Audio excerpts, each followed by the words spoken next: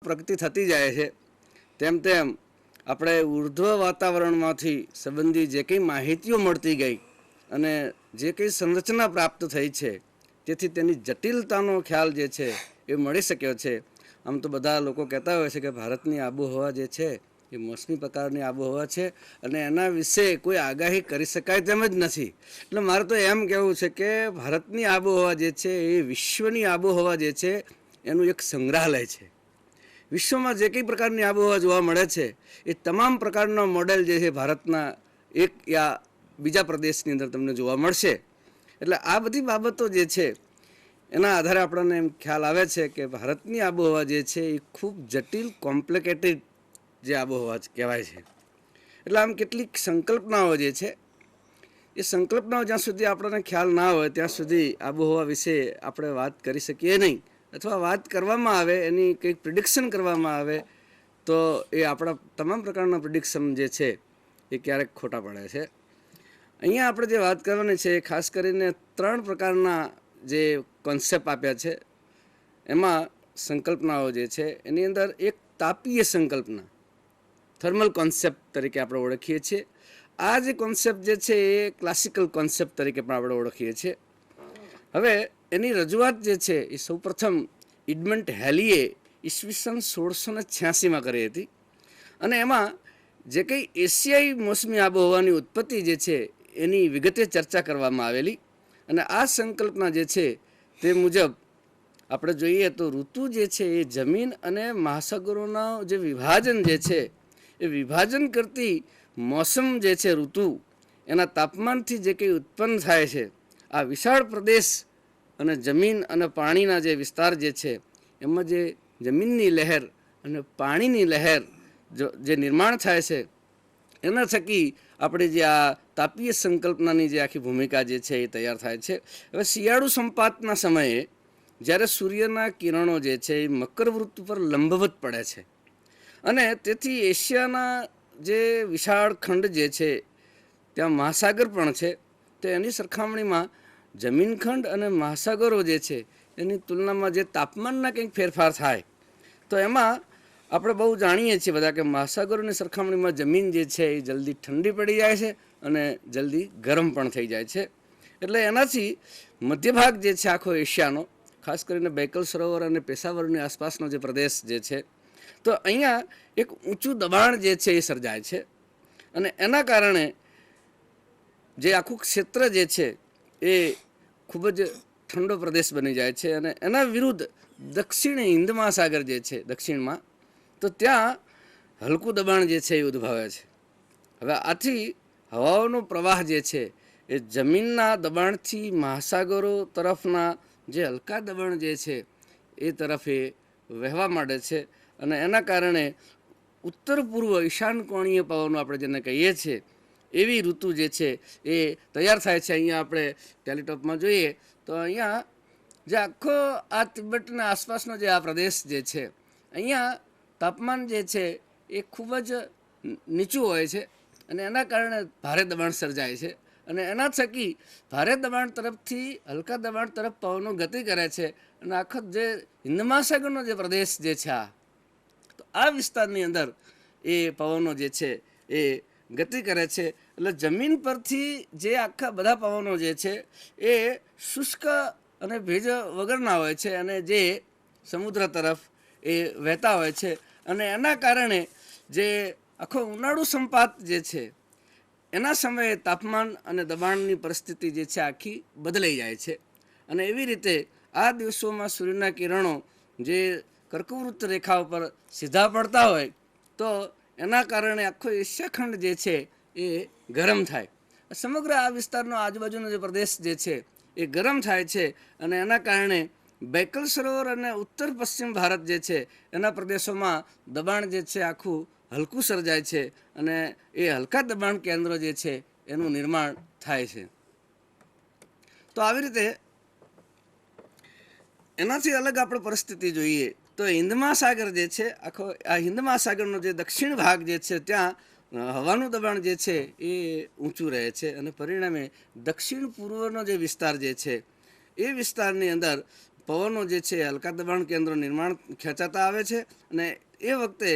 એ પવનો જે છે એ વિષુવવૃત્ત રેખા જે છે એ પસાર કરે છે અને તેથી વિક્ષેપ બળ કે અવરોધ જે છે એ ઊભો થાય છે. ફેરલનો નિયમ આપણે બધા જાણીએ છીએ. તો એના કારણે એની જે દિશા જે છે એ દક્ષિણ પશ્ચિમ તરફ બદલાઈ જાય છે. દક્ષિણ અને પશ્ચિમ તરફ આ આખા વિસ્તાર તરફ એની દિશા જે છે એ બદલાઈ જાય છે અને પવનો આમ ફંટાઈ જાય છે અને એના કારણે આખો મહાસાગરીય વિસ્તાર જે છે એ આવવાના કારણે આ પવનો જે છે એમાં પૂરતો ભેજ પણ હોય અને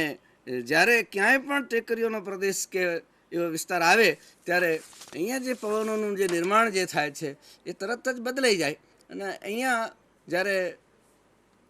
તાપમાન જે છે એના ફેરફાર થાય છે એટલે પવનો જે છે એ સમુદ્ર તરફથી જમીન તરફ જે છે એ બદલાઈ જાય છે અને આ પરિસ્થિતિ જે છે એ નિર્માણ થાય છે. તો આમ આ સંકલ્પના જ્યારે આપણા કોપન મિલર નામ અને બાયર્સ નામના જે વિદ્વાનો જે છે એમણે તત્કાલીન સમયની અંદર એ મહાસાગરોના જે વિસ્તારો જે છે એનું સમર્થન કરતી આ સંકલ્પના જ્યારે મૂકી ત્યારે આધુનિક હવામાન શાસ્ત્રીઓ જે છે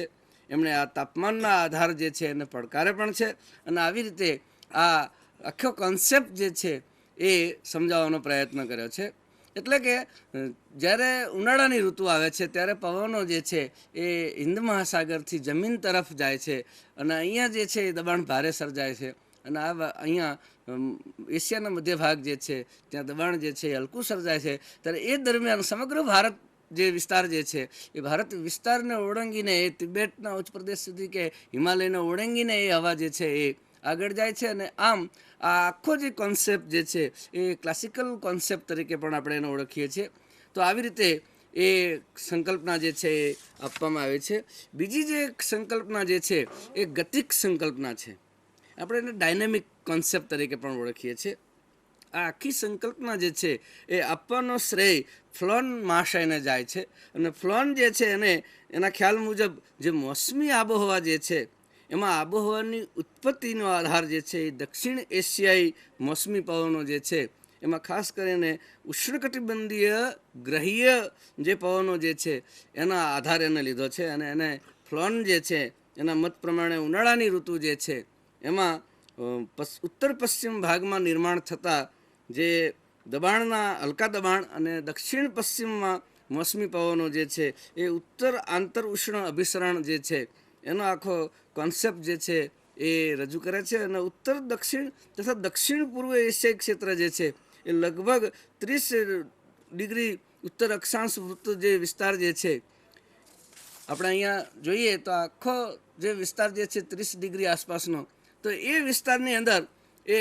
ફેલાઈ જાય છે ને એના કારણે આખા પવનોનું જે પરિસ્થિતિ જે છે એ નિર્માણ થાય છે. એટલે વિસ્થાપનમાં જે ઉનાળાની અંદર અતિશય જે ગરમી જે છે એનો મુખ્ય ભાગ અહીંયા ભજવાય છે અને એના કારણે ઉપખંડના મોટા ભાગનો જે વિસ્તાર જે છે એ ડોલ્ડ્રમ્સ જે છે વિષુવવૃત્તિ આસપાસનો જે પ્રદેશ છે એ ડોલ્ડ્રમ્સની પરિસ્થિતિ જે છે આખી એ અહીંયા નિર્માણ થાય છે અને મોટાભાગનો જે વિસ્તાર જે છે એમાં વિષુવવૃત્તિએ પાછા ફરતા મોસમી પવનો જે છે એ વહેવા લાગે છે અને આવી રીતે ઉષ્ણકટિબંધીય અવરોધના કારણે વિક્ષોભ જે છે અહીંયા ઉત્તરમાંથી અને દક્ષિણમાંથી જે પવનો એકબીજાના સામસામા આવી અને અહીંયા મળે છે તો આખી પરિસ્થિતિ જે છે ગરમ અને ઠંડા જે પવનો મળે અને એના કારણે આખી સ્થિતિ જે છે એક નવીન પરિસ્થિતિ જે છે આખી ઊભી થાય છે અને એ બિલકુલ શાંત વિસ્તાર તરીકે પણ આપણે એને ઓળખીએ છીએ. એટલે આપણે એને ડોલ્ડ્રમ્સ વિસ્તાર જે છે એના નામ આપણે આપીએ છીએ. એટલે આવી રીતે ઉષ્ણકટિબંધીય અવરોધ જે છે એના વિસ્તારોની અંદર ક્ષેત્રીય ઋતુને અસર કરે છે અને એનો મુખ્ય ફાળો જે છે એ ખાસ કરીને શિયાળાની ઋતુમાં જે સૂર્યના જે દક્ષિણાયન હોવાને કારણે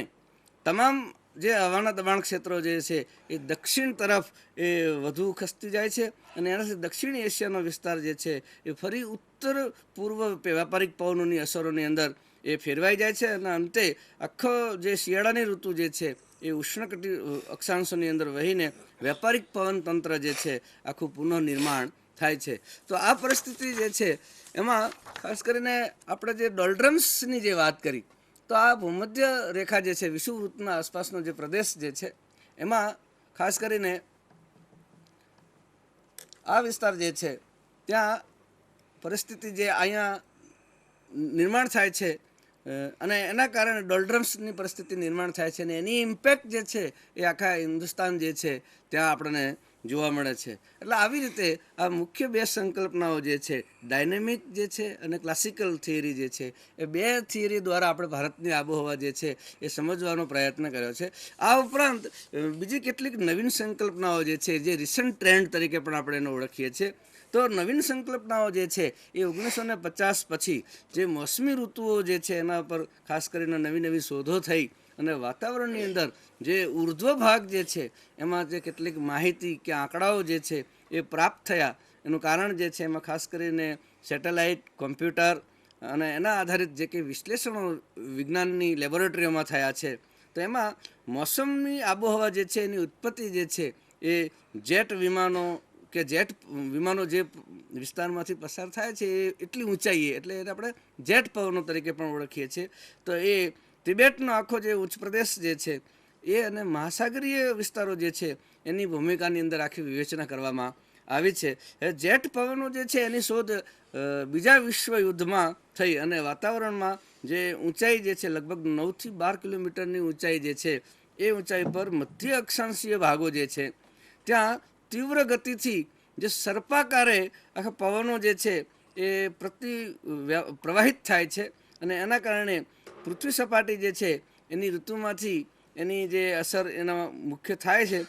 એ આપણે જો જોઈએ તો ખાસ કરીને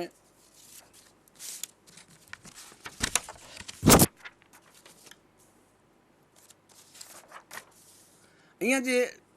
પવનો જે છે આ વિસ્તારની અંદર જે પવનનું નિર્માણ થાય છે જેટ સ્ટ્રીમ, તો એની જે પરિસ્થિતિ જે છે એમાં શિયાળાની ઋતુમાં જે જેટ વાયુઓ જે છે એ જેટલા ક્ષોભ આવરણની અંદર ઊંચાઈએ લગભગ 12 કિલોમીટરની ઊંચાઈ પર એ હિમાલય અને તિબેટનો જે આખો જે પ્રદેશ જે છે તો એ વિસ્તારની અંદર ત્યાં અવરોધ થાય છે અને એના કારણે બે શાખાઓની અંદર એ વહેંચાઈ જાય છે અને એ વહેંચાઈ જવાના કારણે એના ઉપરથી જે પશ્ચિમ તરફના જે પવનો જે છે એ પૂર્વ તરફ કેટલાક પવનો ફંટાઈ જાય છે અને એ વક્રાકાર જે આખો માર્ગ જે છે આવી રીતે આમ પસાર કરે છે અને હિમાલયની એક બીજી શાખા જે છે એની અંદર એ ભળી જાય છે. તો આવી રીતે બંને ચાપના કારણે આખો જે વિસ્તાર જે છે એમાં એક જે છે વિસ્તાર આખો આમ અફઘાનિસ્તાન તરફ જતો રહે છે અને એક વિસ્તાર જે છે એ આવી રીતે ઉત્તર તરફ સહેજ આગળ પાકિસ્તાનનો જે વિસ્તાર જે છે ત્યાંથી અને ભારત તરફ એ ફંટાઈ જાય છે અને આવી રીતે વાતાવરણ જે છે એમાં અસ્થિરતા ઊભી થાય છે. અને મોસમી પવનોના ઉદ્ભવની સંદર્ભની આપણે જોઈએ તો જેસ્ટ્રીમના કારણે આખો ભૂમધ્ય સમુદ્રના જે પશ્ચિમી અવરોધ જે આવે છે તો એ ભારતના પ્રદેશોમાં પ્રવેશવાનું અને ઋતુઓને અસર કરવાનું એટલે ક્યારેક તો વરસાદ જે છે એ લાવવાનું જે છે કામ પણ આ પવનો જે છે એ કરે છે. એટલે એવી રીતે ઉનાળાની અંદર સૂર્યના કિરણો જે છે એ કર્કવૃત પર સીધા પડવાથી ધ્રુવીય વિસ્તારોના જમીન સપાટી પર ભારે દબાણ અથવા હલકું દબાણ જે છે એમાં જે કંઈ ફેરફાર થાય છે તેમાં જેસ્ટ્રીમ પવનો જે છે એ ખસી અને હિમાલયને ઓળંગીને આ બાજુ ભારત તરફ વહેવા લાગે છે અને એના કારણે લગભગ 6 થી 10મી જૂન સુધી જેસ્ટ્રીમની દક્ષિણ શાખા જે છે એ હિમાલયથી દક્ષિણે લુપ્ત થઈ જાય છે અને ઉત્તર શાખાને મળી જાય છે અને એનાથી વિષુવવૃત્તીય પાછા પવનો જે છે એને દક્ષિણ એશિયામાં આવવાની એને તક મળી જાય છે અને એવી રીતે આખું દબાણ કેન્દ્ર જે છે એ હલકું દબાણ કેન્દ્ર નિર્માણ થાય છે અને આખું લૂપ બની જાય. જેટસ્ટ્રીમ બનનારું જે આખું લૂપ જે છે સેન્ટર પોઈન્ટ જે છે એ બની જાય છે અને આ દેશોમાં ઉત્તર પશ્ચિમ ભારતના ભાગમાં કેટલુંક દબાણ જે છે એ હલકું સર્જાય છે અને એના કારણે મોસમી ઋતુના પ્રદેશમાં જે પ્રસ્ફોટ રૂપે એ મદદ કરે છે અને આવી રીતે આ દેશોમાં દક્ષિણ ગોળાર્ધના જે જેટ વાયુઓ જે છે એ વધારે શક્તિશાળી હોય છે અને આંતર અભિસરણ ક્ષેત્રને આપણે ઉત્તર તરફ ધકેલવામાં પણ એ મદદ કરે છે અને પાછા ફરતા મોસમી પવનો જે છે એ દક્ષિણ પૂર્વ વ્યાપારિક પવનોની સાથે ભળે છે અને ઉષ્ણકટિબંધીય દબાણને કારણે દક્ષિણ એશિયાઈ વિસ્તારોમાં એ આખા ફેલાઈ અને એવી રીતે મદદરૂપ થાય છે. બીજું જે આખો આનો ટ્રેન્ડ જે છે એ તિબેટનો ઉચ્ચ પ્રદેશ છે. તો તિબેટનો જે અહીંયા ઉચ્ચ પ્રદેશનો જે આખો વિસ્તાર છે, પામીરની જે આ ગાંઠ જે છે, તો એ વિસ્તારની અંદર દબાણ જે છે એકદમ આકસ્મિક ભારે દબાણ સર્જાય છે. અને એના કારણે એ ભારે દબાણ સર્જાવાના કારણે પવનો જે છે એ ગતિ કરતાં હિમાલય ઓળંગી અને ભારતની અંદર પ્રવેશી જાય છે. અને એ પણ ક્યારેક શિયાળાની અંદર વરસાદ લાવે છે અને એવી પરિસ્થિતિ જે છે એ નિર્માણ કરે છે. તો આ તિબેટનો ઉચ્ચ પ્રદેશ જે છે ત્યાં પણ આવી પરિસ્થિતિ જે છે એ નિર્માણ થાય છે. તો આવી રીતે ભારતીય આબોહવા જે છે એની અંદર જેસ્ટ્રીમ પવનો જે છે એ અને કેટલાક સમુદ્ર કિનારાના જે વિસ્તારો જે છે એના કારણે પણ પવનોમાં ફેરફાર થાય છે. અને જે ક્લાસિકલ કોન્સેપ્ટ જે છે તો એના કારણે પણ પવનોની પરિસ્થિતિ જે છે એ નિર્માણ પામે છે. તો આમ સમગ્ર ભારતની આબોહવા જે છે એ જેટ સ્ટ્રીમના કારણે, ક્લાસિકલ કોન્સેપ્ટના કારણે, ગતિશીલ કોન્સેપ્ટના કારણે પરિસ્થિતિ જે છે એ અવારનવાર બદલાતી રહે છે. અને એના થકી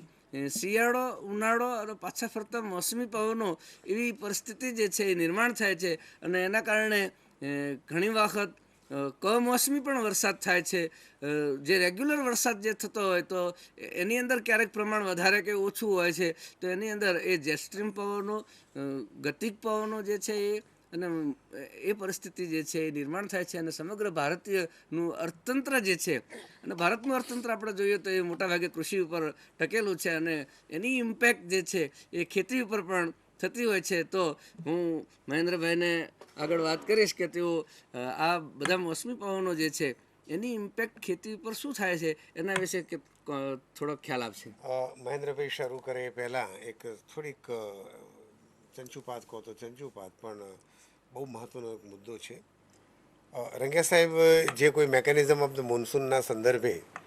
જે કોઈ મુખ્ય મુદ્દાઓને એમને જે સ્પર્શ કર્યો,